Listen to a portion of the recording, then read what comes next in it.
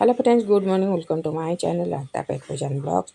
तो फ्रेंड देखंतु एबे भाद्र मास आसला ना, बाहर केमती खरा देखंतु माने सकाल टाइमटा एते जोर टाण खरा होउची, तापरे संध्या हो मेघ पाने उठेकी वर्षा होउची। एटा भाद्र मास तो एमिति हबो। देखुन आकाशटा पूरा सफा निर्मल अछि, पूरा चकाचक अछि। माने आकाशर कलरटा केते बढ़िया देखा देखंतु। देखुन टाइम टाइम पूरा खरा एते जोर, माने मुंड फटा जो खरा। तो आकाशटा देखंतु पूरा केमती ब्लू कलर, एते सुंदर देखा ना। आउ माने एमती तो हम भाद्र मासरे वर्षा तो कमी गलानी, आ वर्षा एते नाही। आउ घर को पळेई आसला काली रात्रे परिया तो माने वर्षा सिना कमिला हेले गछरे तो माने गछ ही नाही, फूल पत्र नाही। वर्षा तो सब सड़ी जाइछि। एले भी परिया मार्केट परिया जहाँ आछि आकाश छुआ जो रेट सब 70-80 रे पूरा भर्ती। तो टमाटो भी सेति, टमाटो एठी माने किलो 40 टंका आमर एठी। आउ माने आगुरु 60-70 थिला, एबे टिके खसीछि। टमाटो किलो 40 टंका। आउ सबु नले पोटल कुंदुरी भेंडी एगुरा सबु 40-50, आउ बेले बेले 30 होउछि, किंतु 40-50 रु किछि कम नुहे। तो परिया एमती रेट जो मार्केट हेले भी आम टिके परिया खिया लोक आमे सब परिया ही सबले आस्ता होछि। आउ माने आइंष तो आज पर्यंत घरे हेइनि जमा। श्रावण मास चलतिला, तो श्रावण गला, भाद्र मास तो एमती पूजा पर्व एमती चलीछि। बुधवार तो बुद्धि ओषा, आउ रविवार तो खुदुरुकुणी, सेमती पूरा माने माने भाद्र मास भी एमती आइंष भी बंद हो जिवो। तो घरे आज बनई कुंदुरी आनी ना बहुत गुड़े, से कषि कषि कुंदुरी था। मुझे कुंदुआ रही कुंदुरी भाजी देती मसला देकी।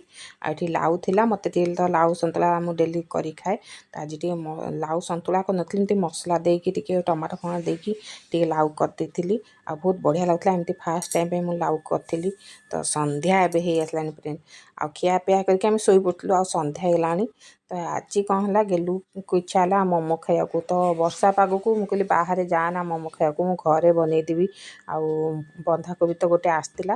तो मोमो कौन घरे कले से सबू आराम से खाइबे, माने जहाँ इच्छा एते खाई पारा। बाहर खाइले कौन प्लेट 6टा ही दे था, 30 टंका गोटे प्लेट, आउ 6टा दे था छोट छोट।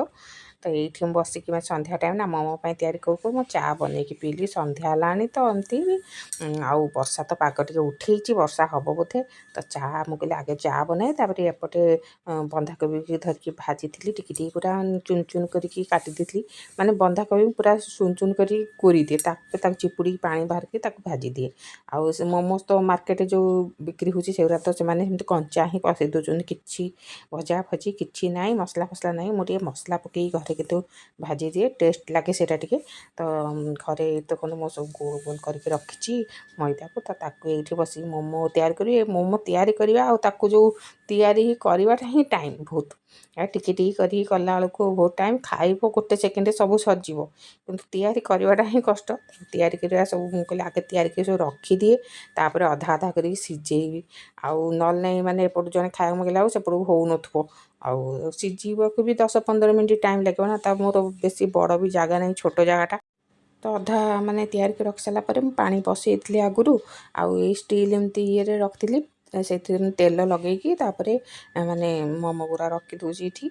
छोट छोट साइज मुझे छोट साइज मोमो कर। गेलू को मैंने भारी पसंद आसला छोट साइज मोमो। बेसी बड़ कले सारा मैंने खाई होनी ठीक से कहला छोट छोट साइज कर, छोट छोट।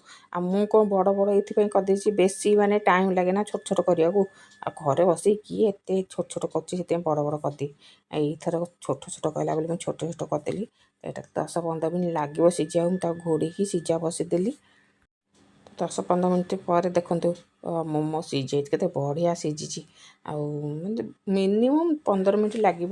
तापर सीझीगले तेल तो लगे तले, तो आराम से बाहर बेले बेले मैंने भूली जाए स्टील ये तेल लगे नी, बिल्कुल बाहर सेमती कोरी कोरी बाहर कर माने सब भांगीज जमा बाहर। तो तेल लगे ना से आराम से गोटी गोटी होगी बाहर। गरम अच्छी तो मुझे गोटे गोटे कर काढ़ुची।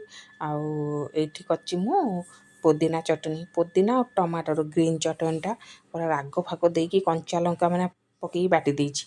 यहीटा ना मोमो खाया कले यहीटा माने पुदीना टमाटो आउ लंका रसन एतिकी बाटिकी ग्रीन चटनी करची। आ टेस्टा माने एते बढ़िया लगे टेस्टा।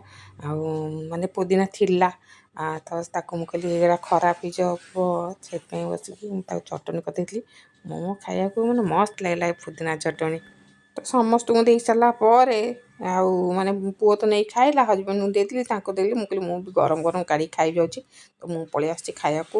ଆଉ ମାନେ ବିଶ୍ୱାସ କରନ୍ତୁ ପୁଦିନା ଚଟଣିକୁ ବି ଗରମ ମୋମୋଟା ଏତେ ମସ୍ତ ଲାଗିଲା ଖାଇବାକୁ। ଆଉ ବର୍ଷା ପାଗ, ବାହାରେ ବି ମେଘ ଉଠେଇକି ରହିଛି, ବର୍ଷା ହବ ହବ ହବ ହବ କହୁଛି, ବର୍ଷା ହେଇନି। ମାନେ ଏବେ କ'ଣ 5:30 6ଟା ପାଖାପାଖି ହେଲାଣି, ତ ବାହାରେ ପୁରା ଅନ୍ଧାର, କିନ୍ତୁ ଟିକେ ଲାଇଟ୍ ଅଛି, ଆଲୁଅ ପଡ଼ୁଛି। ସନ୍ଧ୍ୟା ତ ହେଇନା, 6ଟା 10-15 ହେଲେ ସନ୍ଧ୍ୟା ହେଉଛି। ତ ମୁଁ କହିଲି ଆଗେ ମୁଁ ଟିକେ ନା ଖାଏ, ଭୋକ ଲାଗିଲାଣି, ଗରମ ଗରମ ମୋମୋ ଟିକେ ନ ଖାଇଲେ ଭଲ ଲାଗିବନି। ତ ଖାଇଲି। ଦେଖିଲାକୁ ବାହାରେ ଆସିଲା ବେଳକୁ ଦେଖନ୍ତୁ ସନ୍ଧ୍ୟା ହେଇନି, ଟିକେ ସନ୍ଧ୍ୟା ହେବାକୁ ଆସୁଛି। ଆଉ ବର୍ଷା ଦେଖନ୍ତୁ, କହୁଥିଲି ନା ସକାଳେ ଏତେ ଜୋର ଖରା ହେଇଥିଲା, ସେଇ ଅନୁସାରେ ସେମିତି ବର୍ଷା ଝିପଝିପି ହେଇକି ଲାଗିଲା। ଘଡ଼ଘଡ଼ି ବିଜୁଳି ଟିକେ ମାରିଲା, ତାପରେ ମାନେ ବର୍ଷା, ବେଶୀ ସମୟ ବର୍ଷା ହେଉନି, ଅଳ୍ପ ସମୟ ହେଉଛି, କିନ୍ତୁ ବର୍ଷାଟା ହେଲା। ତ ଏଇଠି ମୁଁ ଭିଡ଼ିଓଟାକୁ ଏଣ୍ଡ କରୁଛି। ଭିଡ଼ିଓଟା ଭଲ ଲାଗିଲେ ପ୍ଲିଜ୍ ଲାଇକ୍ କମେଣ୍ଟ କରିବାକୁ ଭୁଲିବେନି।